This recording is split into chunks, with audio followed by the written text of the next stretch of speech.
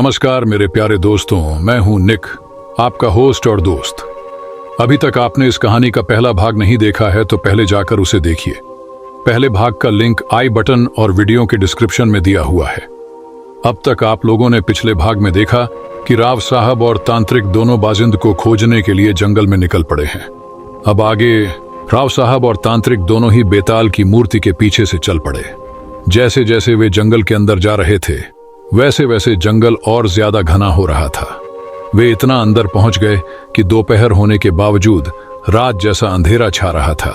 सीधे चलना जितना कहा गया था उतना आसान नहीं था, क्योंकि रास्ते में पेड़ पौधे, बड़ी बड़ी शिलाएं इतनी थीं कि कई बार रास्ता भटक जाते थे। उन्होंने मशाल जलाई जो साथ में लाए थे। पता नहीं कितनी देर हुई, लेकिन न बेताल की मूर्ति दिखने का नाम ले रही थी, न जंगल खत्म होने का। अचानक से उन्हें एक आकृति नजर आई। साफ नहीं दिखी, लेकिन पता चल रहा था कि वह एक मूर्ति है। दोनों ही मूर्ति के पास पहुंचे और सोचने लगे कि अब आगे क्या। तभी मूर्ति जिसकी पीठ इनकी तरफ थी वह अपना सिर इनकी तरफ घुमाने लगी। दोनों ही डर से कांपने लगे। उन्हें समझ आया कि क्यों बाजिंद की खोज में आया हर इंसान मरा हुआ पाया गया था। वह था डर, लेकिन सिर्फ डर नहीं। जिस जगह पर वे खड़े थे वहां की जगह धीरे धीरे सिकुड़ने लगी, इतनी कि लगता था वे दोनों उसमें पिस जाएंगे।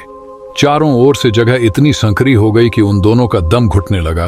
तभी उनके पैरों के नीचे एक सुरंग तैयार हो गई और वे दोनों उसमें गिर गए। वह सुरंग कहीं निकलने का गुप्त रास्ता था। तांत्रिक और राव साहब दोनों ही उस पर से फिसलने लगे। कुछ देर बाद वे कहीं पर गिर गए। जंगल के मुकाबले वहां पर बहुत प्रकाश था। उन्होंने देखा वह कोई पुराना किला था। बाकी किलों की तरह यह ऊंचाई पर नहीं था, बल्कि जमीन की सतह के काफी नीचे बना हुआ था। किले की हालत कुछ खास अच्छी नहीं थी। कई दीवारें गिर गई थीं, कुछ जगहों से छत टूट चुकी थी और नमी से पत्थर सड़ गए थे। उन दोनों को यह पता नहीं चल पा रहा था कि वे जंगल के कौन से हिस्से में हैं।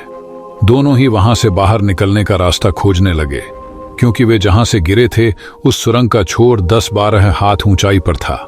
चढ़ाई सीधी थी, इसलिए वहां पर आसानी से पहुंचा नहीं जा सकता था। दूसरी बात यह थी कि वे उस जगह वापस जाना भी नहीं चाहते थे।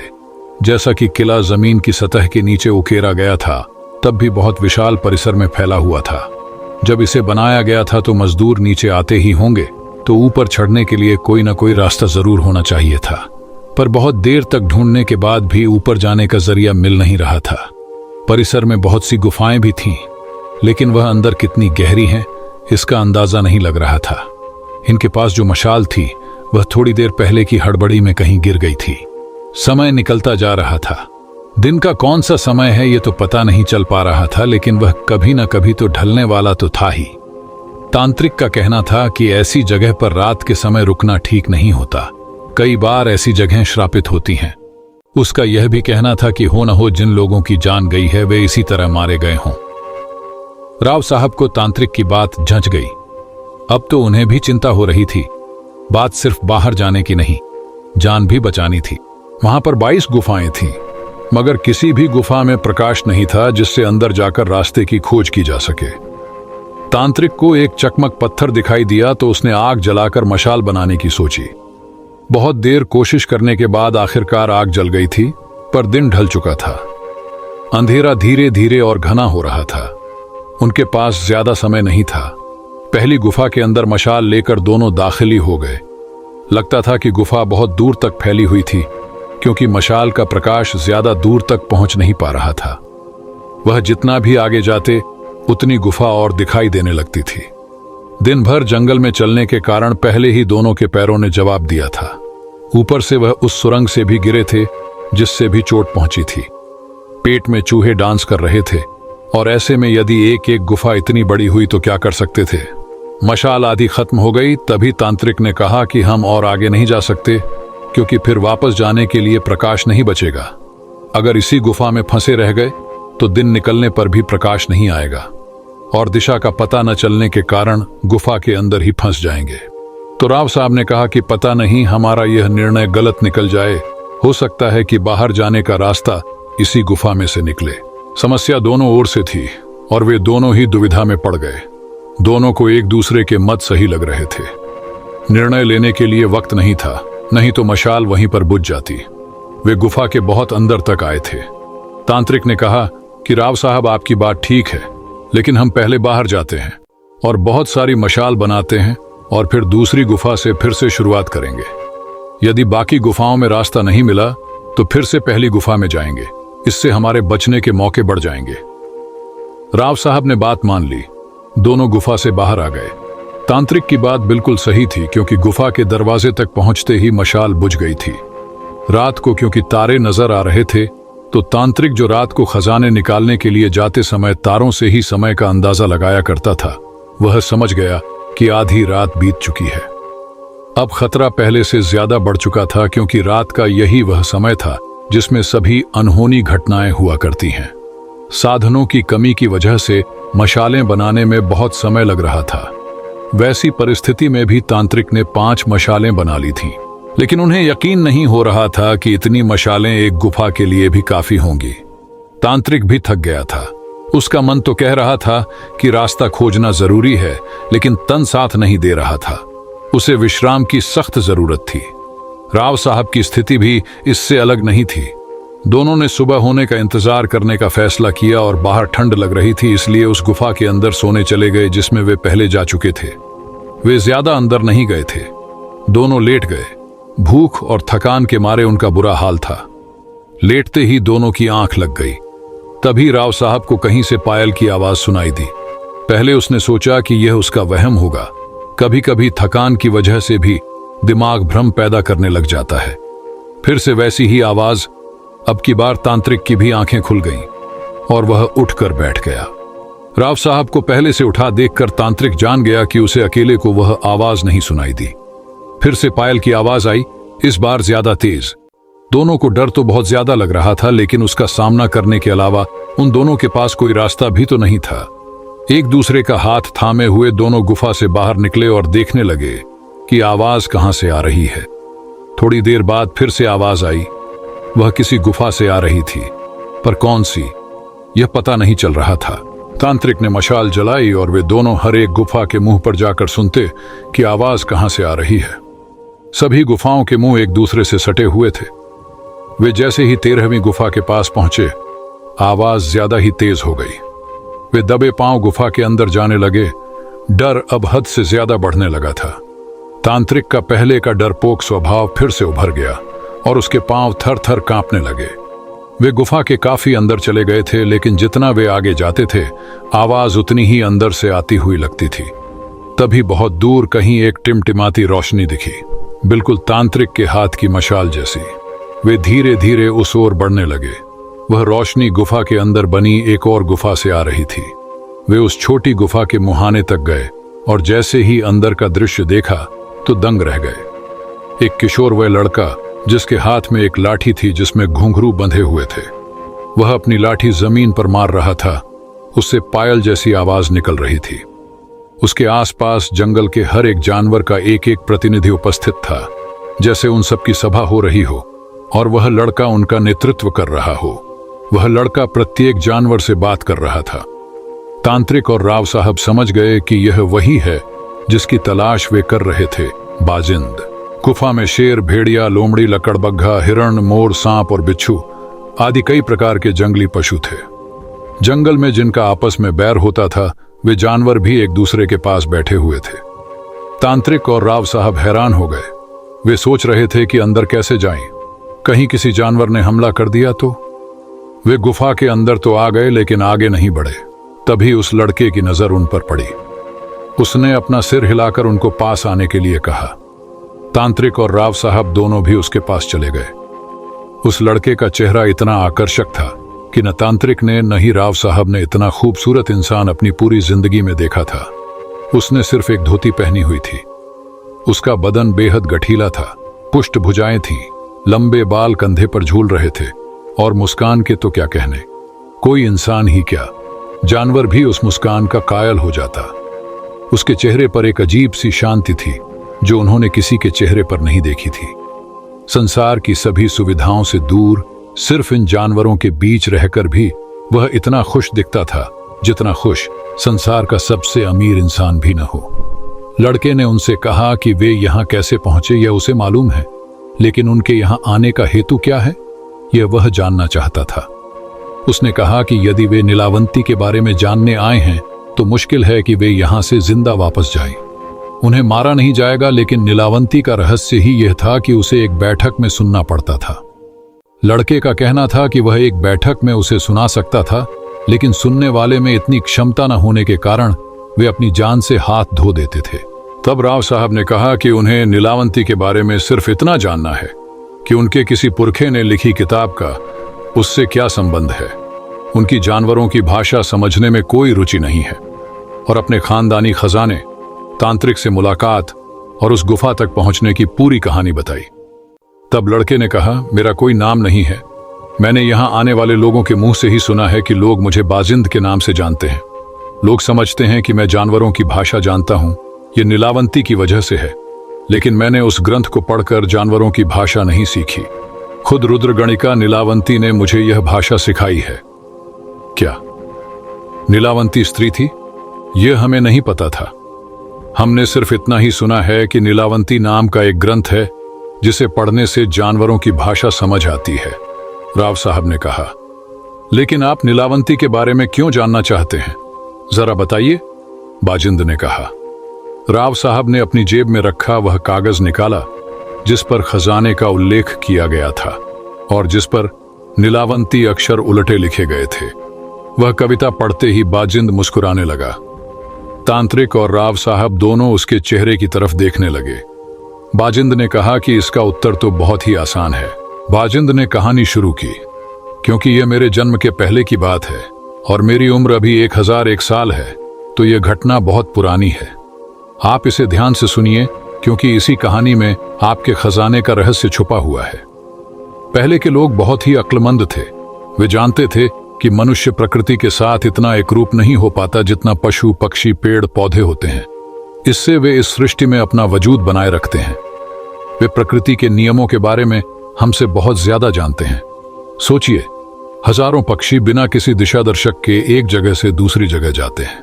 प्रत्येक वर्ष वे यह कैसे कर पाते हैं?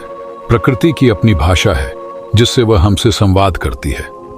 मनुष्यों को भी वह भाषा समझ आती थी, लेकिन फिर जैसे जैसे मनुष्य यंत्रों का सहारा लेने लगा तो उसे प्रकृति के साथ संवाद करने की आवश्यकता कम लगने लगी। जानवरों की भाषा जानना जरूरी होता था, वह भी एकाध की। इतना काफी नहीं था। प्रकृति के रहस्य उन लोगों को जानने थे जो अब भी प्रकृति से जुड़े रहना चाहते थे। जानवरों से बात करने का एकमात्र तरीका उनकी भाषा सीखना ही था। इसलिए उन रहस्यों को उजागर करने के लिए जानवरों की भाषा सीखने की कोशिश हमेशा से ही जारी था। हालांकि कामयाब कोई विरला ही हो पाता था।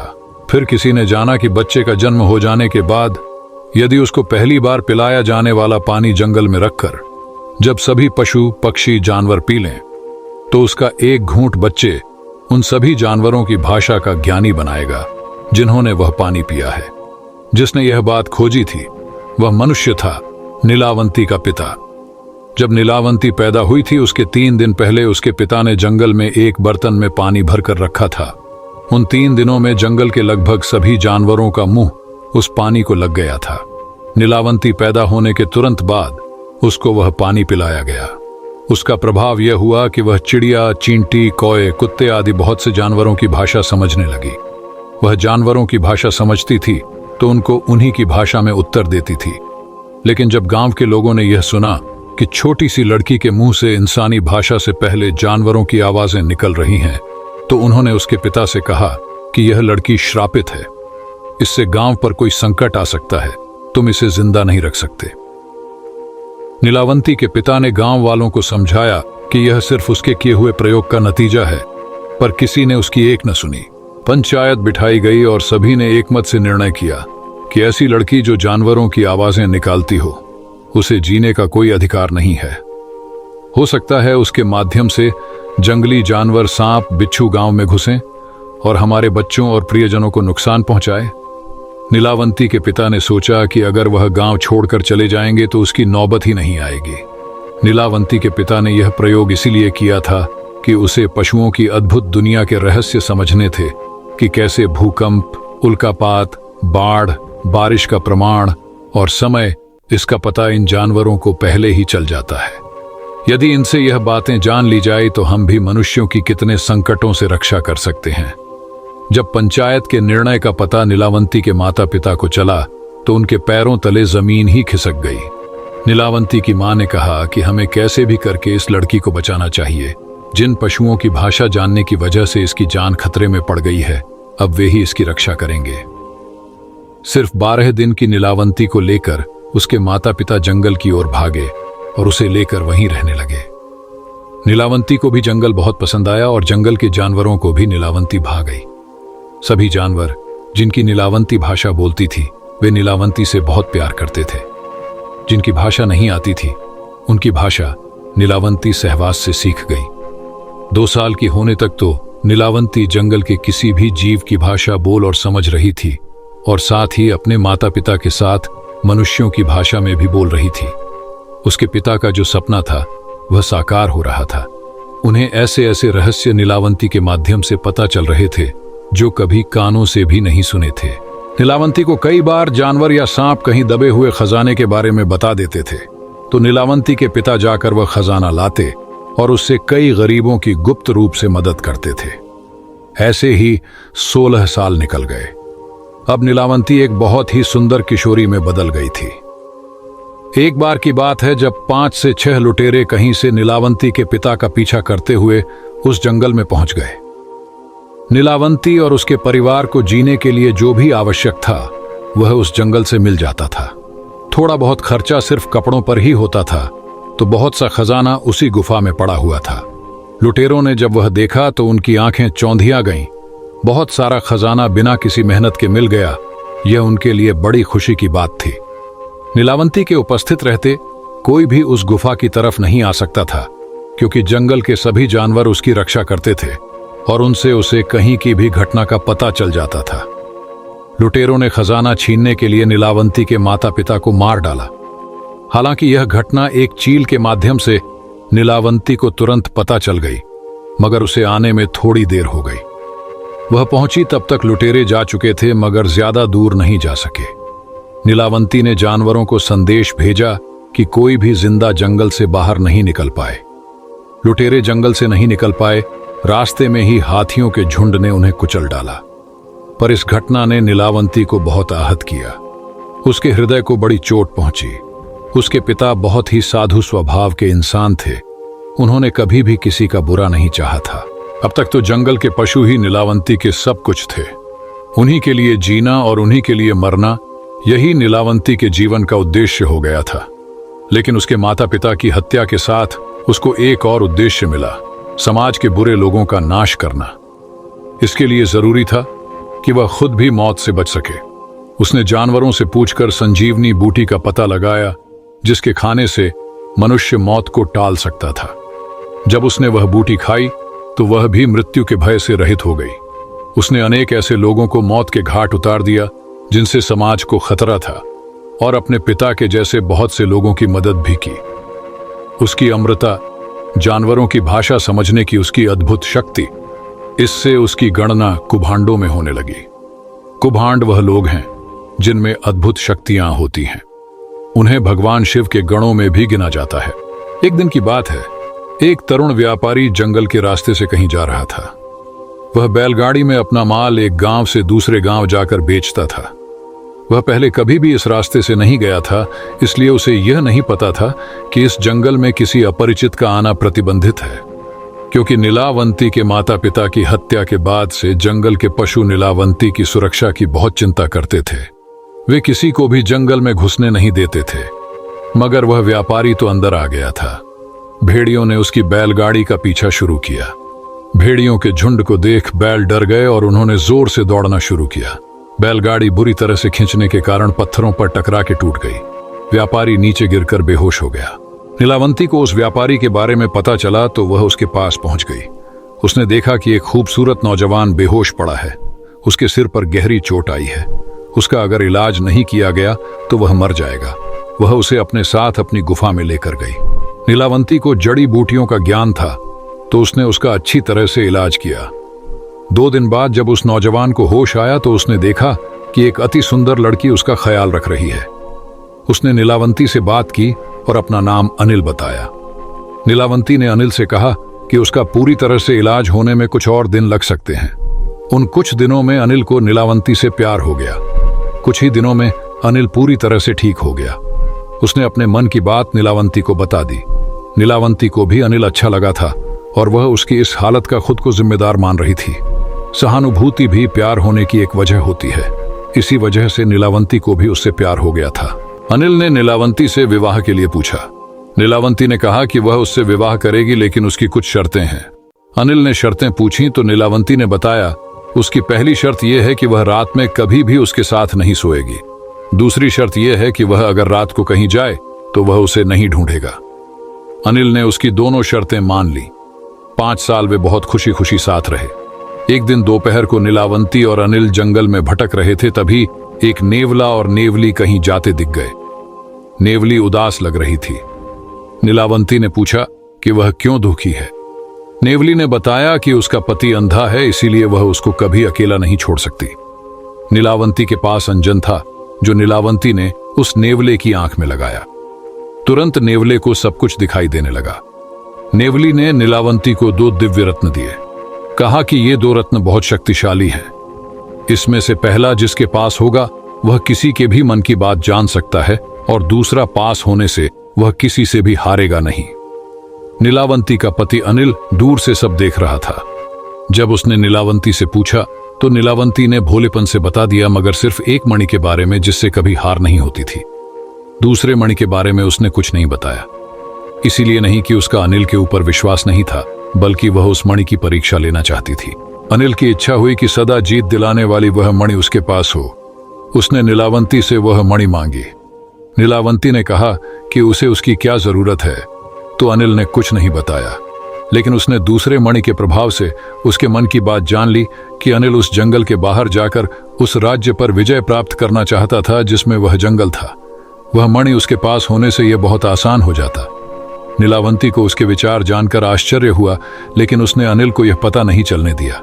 एक रात जब नीलावंती और अनिल जो शर्तों की वजह से अलग अलग सोए हुए थे, तब अनिल को दूर से भेड़िए के चिल्लाने की आवाज आई। वह नीलावंती को बता रहा था कि उसे अब भगवान शिव के गणों में शामिल होना चाहिए। लेकिन शिव गणों में स्थान पाने के लिए जो चीज आवश्यक है वह एक प्रकार का तावीज था, जिसका पता भेड़िया उसे बताना चाहता था। नीलावंती ने भेड़िए का संदेश सुना तो तुरंत वह नदी की तरफ निकल पड़ी। नीलावंती के जाने के थोड़ी देर बाद अनिल भी उसके पीछे निकल पड़ा। नीलावंती जान गई कि अनिल उसका पीछा कर रहा है, लेकिन उसने उसे मना नहीं किया। नदी के किनारे पहुंचने पर भेड़िया नीलावंती से मिला और उसने बताया कि अभी थोड़ी देर बाद एक प्रेत नदी में बहता हुआ आएगा। उसकी कमर में वह तावीज बंधा हुआ है, जिसकी मदद से वह भगवान शिव के गणों में शामिल हो सकती थी। नीलावंती नदी के किनारे ही उस प्रेत का इंतजार करती हुई बैठ गई।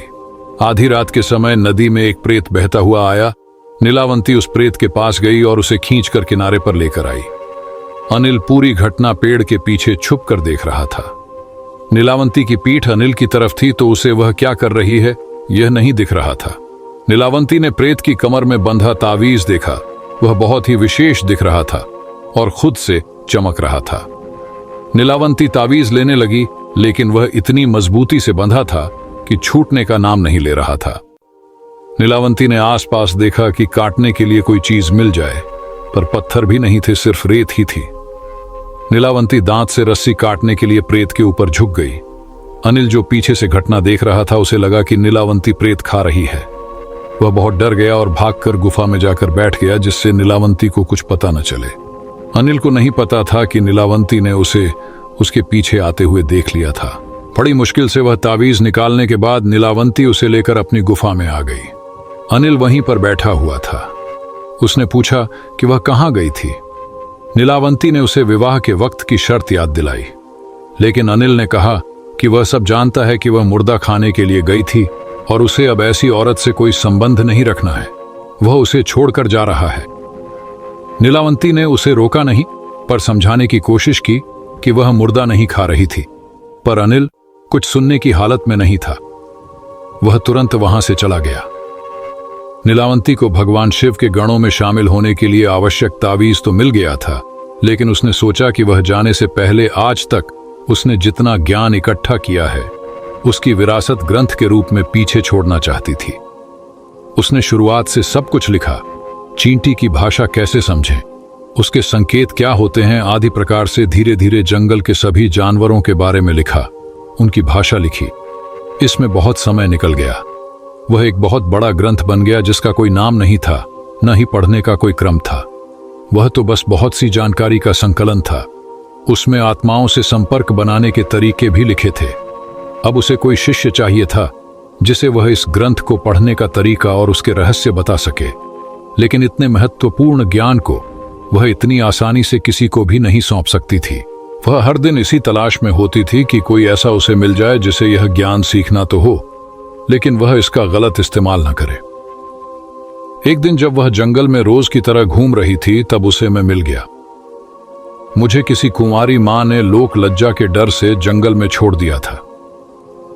नीलावंती ने मुझे इतने प्यार से पाला जितना मेरी मां भी पाल नहीं सकती थी। मैं भी बड़ा होते होते जानवरों की भाषा और वह सब ज्ञान जो नीलावंती ने ग्रंथ में लिखा था सीख गया। हालांकि इसके लिए ग्रंथ पढ़ने की आवश्यकता नहीं पड़ी। जब मैं 16 साल का हो गया, जैसा मैं अब हूं, तो नीलावंती, जिसे मैं मां कहकर ही पुकारता था, मुझे मेरे उससे मिलने की कहानी बताई और कहा कि उसे अब उसकी असली जगह पर जाना होगा। उसने मुझे एक संजीवनी विद्या दे दी जिससे मैं दीर्घजीवी हो गया और मेरी आयु भी थम गई। पिछले 1000 सालों से मैं 16 वर्ष की अवस्था का ही हूं। संजीवनी विद्या देने के बाद नीलावंती ने किसी मंत्र का उच्चारण किया तो उसे लेने के लिए दूसरी शिवगणिकाएं आईं। उनके साथ नीलावंती हमेशा के लिए शिवगणों के साथ रहने चली गई। फिर मैं भटकते भटकते इस जंगल में आया और यहीं पर बस गया। तब से मैं यही रहता हूं और इस जंगल की रक्षा करता हूं। बाजिंद ने कहानी पूरी की। लेकिन तुमने हमारे प्रश्न का उत्तर नहीं दिया, तांत्रिक ने कहा। हाँ, मैं बताना तो भूल गया कि तुम्हारे किसी पुरखे ने जो कविता लिखी है, उसमें जो सागर तीर्थ का नाम है वह समुद्र के लिए नहीं लिखा गया है। असल में सागर तीर्थ उसी जगह का नाम है जहां नीलावंती पैदा हुई थी। हजारों सालों में उसका नाम जरूर बदला होगा, लेकिन वह जगह मैं जानता हूं क्योंकि मेरी मां ने भी मुझे उसी तीर्थ के जंगल में पाया था, बाजिंद ने बताया। आज वह जगह जानी जाती है रामलिंग के जंगल में से। महाराष्ट्र में रामलिंग बहुत ही प्रसिद्ध तीर्थ स्थल है, तांत्रिक ने बताया। बाजिंद ने फिर दोनों को अपनी आंखें बंद करने को कहा और पलक झपकते ही उसी वेताल की मूर्ति के पास छोड़ दिया जहां से तांत्रिक और राव साहब ने जंगल में प्रवेश किया था। तांत्रिक और राव साहब ने आंखें खोली तो सामने वही वेताल की मूर्ति थी जिससे आगे जंगल में रास्ता जाता था। उन्होंने अपने पीछे आवाज सुनी तो वही गडरिया वहां पर भेड़ें चरा रहा था और उनसे कह रहा था, मेरी मानो तो यहां से वापस चले जाओ, यहां से कोई जिंदा वापस नहीं आया है। उनको यकीन नहीं हुआ कि इतना सब घट गया था, पर समय अब भी वहीं का वहीं था। तो ये सच था, नीलावंती से समय पर काबू किया जा सकता है। लेकिन नीलावंती कहाँ है यह तो किसी को भी नहीं पता। उसे सिर्फ किस्मत से ढूंढा जा सकता है। नीलावंती उसी को मिलती है जो उस ज्ञान का गलत इस्तेमाल नहीं करना चाहता। पर तांत्रिक को रामलिंग में खजाना ही खोजना था। तांत्रिक और राव साहब रामलिंग पहुंच गए, लेकिन वहां जाकर उन्हें पता चला कि पहले किसी राजा को यहां का भी खजाना मिल गया था और उस पैसे से यहां रामलिंग का मंदिर बना हुआ था। अब क्या किया जाए, सब खत्म हो गया। खजाने की खोज भी और नीलावंती की तलाश भी। खजाने का इस्तेमाल हो चुका था। नीलावंती भी बाजिंद के पास सुरक्षित थी। यह थी उस आखिरी इंसान की कहानी जिसने नीलावंती की खोज की थी। लेकिन नीलावंती आज भी रहस्य बनी हुई है। उसकी खोज करने वाले आज भी उसको ढूंढते रहते हैं। आपको अगर नीलावंती सुननी है तो आपको पता है कि महाबलेश्वर के जंगल में वेताल की मूर्ति के पीछे से रास्ता मिल जाएगा। लेकिन क्या आप वहां सच में जाना चाहते हैं? हमें कमेंट में बताइए। और ऐसी ही रहस्यमयी रोमांचक कहानी लगातार सुनने के लिए कहानी जंक्शन को सब्सक्राइब करना ना भूलें। मिलते हैं कल एक नई रोमांचक कहानी के साथ। तब तक के लिए अलविदा दोस्तों।